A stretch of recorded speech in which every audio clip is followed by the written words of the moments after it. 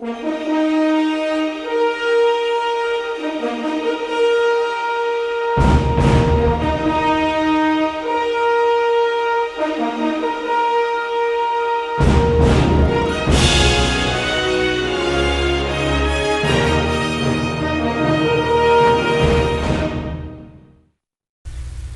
a todos, soy Delaris, estudiante de la carrera de la licenciatura en Estadística de la Universidad de El Salvador en la Facultad Multidisciplinaria y Occidente, y en esta oportunidad vamos a estar hablando acerca del muestreo probabilístico.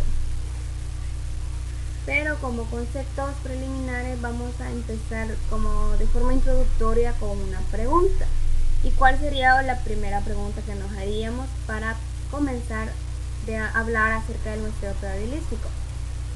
Sería, ¿qué es muestreo? Una idea sencilla de lo que es muestreo, como dice la palabra, que vamos a obtener una muestra de la población en estudio. Entonces, el muestreo es una herramienta de la investigación científica. Su función básica es determinar qué parte de una realidad o de nuestro universo en estudio debe examinarse con la finalidad de hacer inferencias sobre dicha población.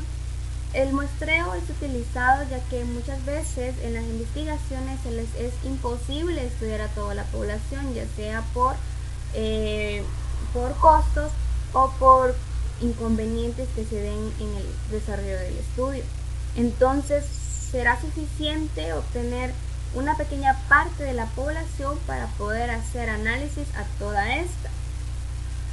Entonces, conceptos preliminares que nosotros debemos de manejar para hablar acerca del muestreo probabilístico es población y muestra.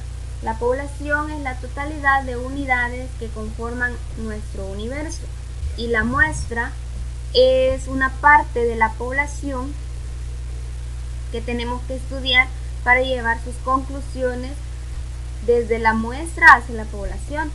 A este procedimiento se le conoce como inferencia y será efectivo únicamente si hemos seleccionado una muestra representativa. Recordemos que nuestro objetivo es estudiar a la población y no la muestra. Un ejemplo de esto podría ser de que queremos estudiar el valor de la hemoglobina en un paciente. Su población o su universo sería los 5 litros de sangre, pero no podemos obtener esos 5 litros de sangre para estudiar el valor de la hemoglobina, por lo cual tomamos una muestra que sería por lo menos unos 5 centímetros cúbicos, del cual obtenemos el valor de la hemoglobina. Y supongamos que dio como resultado 12 miligramos el valor de la hemoglobina. Entonces, la conclusión es que el paciente tiene 12 miligramos de hemoglobina en sus 5 litros de sangre, aunque solo hayamos tomado 5 centímetros de esta. Esto demuestra que en realidad no nos interesa la muestra, sino más bien a la población. La muestra no fue más que una estrategia o una forma de poder medir lo que está ocurriendo en la población. Entonces, ¿cuándo vamos a utilizar muestreo? Existen únicamente 3 situaciones en las que debemos recurrir a la selección de la muestra. Y estas 3 circunstancias son: primero, cuando la población es desconocida o no tenemos un marco muestral; segundo, cuando la población es inaccesible al investigador; y tercero, cuando la población es inalcanzable por su magnitud. Entonces, teniendo claro estos conceptos, pasamos al siguiente, que es las unidades de muestreo. Y hay 4 tipos: unidades de muestreo propias, unidad de muestreo conjunta, unidades de muestreo identificadoras, unidades de muestreo contenedoras. Para comprender mejor el concepto de unidad de muestreo, realicemos un razonamiento básico. La población es un conjunto de todos los elementos que nos interesa estudiar, y a estos elementos los definimos como unidades de estudio. Entonces, el primer tipo, unidades de muestreo propio. Este es el caso más frecuente y el caso más común, donde la unidad de estudio es igual a la unidad de muestreo. Esto quiere decir que quienes seleccionamos de la población para construir la muestra son exactamente las unidades de estudio. El segundo tipo son las unidades de muestreo conjunta. Se trata de un conjunto de unidades de estudio donde las características del conjunto representan proporcionalmente a la característica de la población. Un ejemplo se podría decir que se está estudiando la satisfacción laboral de los trabajadores del Ministerio de Salud.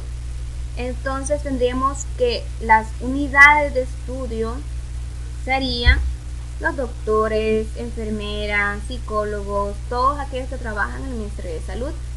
Pero para realizar el estudio tendríamos que entrevistar a estas personas. Pero si lo hacemos a nivel del país, sería muy costoso y muy tedioso estar entrevistando a cada uno de ellos porque su número es bastante grande. Entonces, ¿qué es lo que podemos hacer? Es no tomar a las unidades de estudio propiamente, sino podemos tomar a la unidad de salud donde se encuentra o a un centro de salud donde se encuentran cada uno de estos. Sería como una pequeña muestra donde podemos encontrar tanto doctores, enfermeras, psicólogos, pediatras, etc. Entonces tomaríamos no a las unidades de estudios propias, sino que a un lugar donde estos se concentran. Entonces eso sería la unidad de estudio de muestreo conjunta. El tercer tipo de unidad es el de muestreo identificadora. Entonces, si la unidad de estudio es un conjunto de individuos,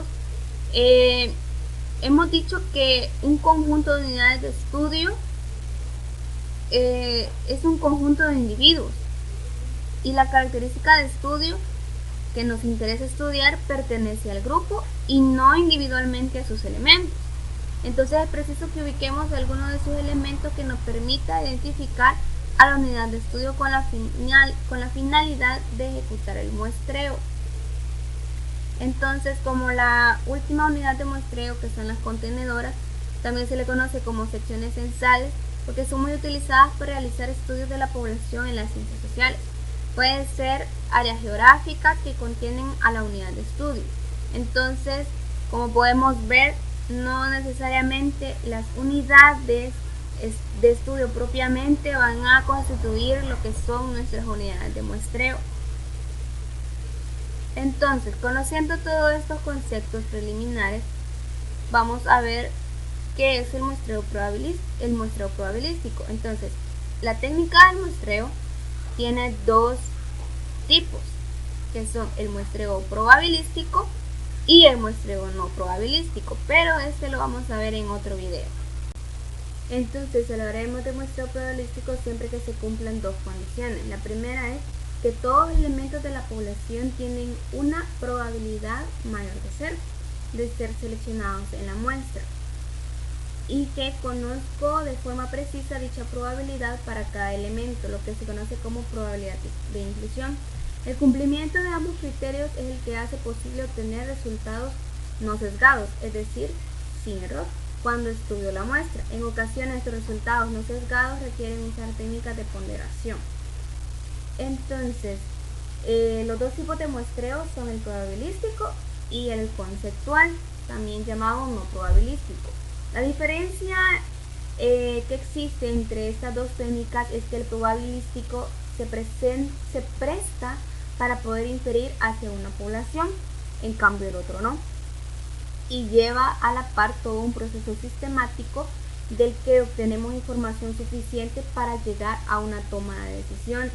Entonces, sus métodos son los siguientes. Encontramos el muestreo aleatorio simple, el muestreo aleatorio sistemático, el muestreo aleatorio estratificado y el muestreo por conglomerado.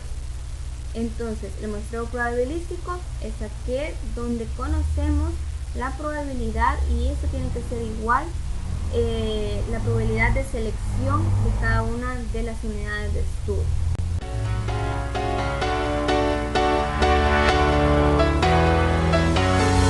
Well, there's a will, there's a way, kind of beautiful, and every night has a state so magical.